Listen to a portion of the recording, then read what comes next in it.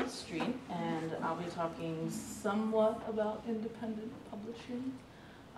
There's something like 6 conglomerate publishing companies that are in New York that do most of corporate publishing in the United States. The rest of them are independent publishers. And independent publishers are when like an organization or a magazine or a publishing house publishes without actually being affiliated to Random House or Penguin or HarperCollins is another one. They can take more risk than a larger company, and they work with a lot less capital. Barney Rossett was the creator of Grove Press, one of the larger independent publishers. He's responsible for a lot of like kind of controversial books like Tropic of Cancer, Lady Chatterley's Lover, and some other books and authors that you've probably heard of.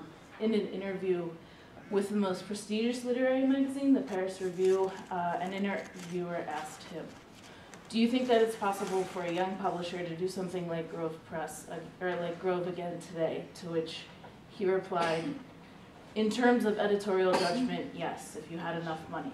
I told a friend the other night that if you want to be a publisher, you should inherit a lot of money.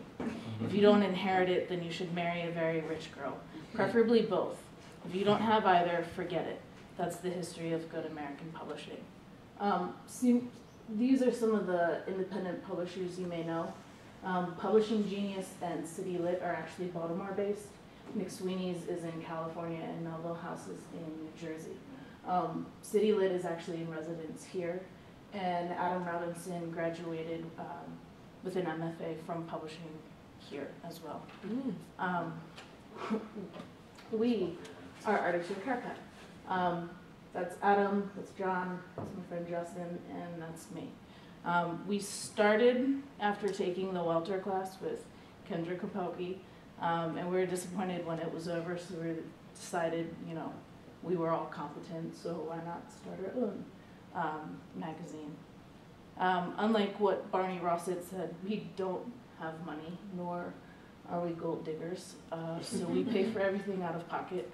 We do all of our design, or Adam does all of our design. Promotional material, printing runs. We also have a reading series that we set up ourselves, we run ourselves.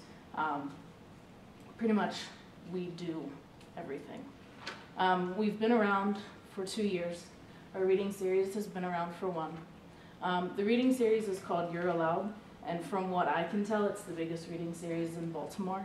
We consistently have 40 or more people show up every month, whereas other reading series, 510 is one of them, it's been around the longest. They usually have about 15.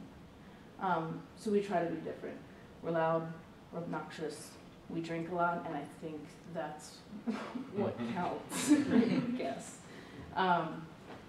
We really just care about the work and not the author. We really don't care like what you've done, just as long as your writing is good. And I mean, I guess if I were to wrap this up, I'd have to add a quote from Ferlinghetti, a poet, an author, and founder of City Lights. He says, "Amazon.com and the chains are wiping out the independent bookstores. Elliott Bay in Seattle just got sold, and there's nothing left in New York or Chicago. Authors should be made aware of this fact. When they read in the chains, they're stabbing independence in the back." So I guess go out and support locally. Nice work.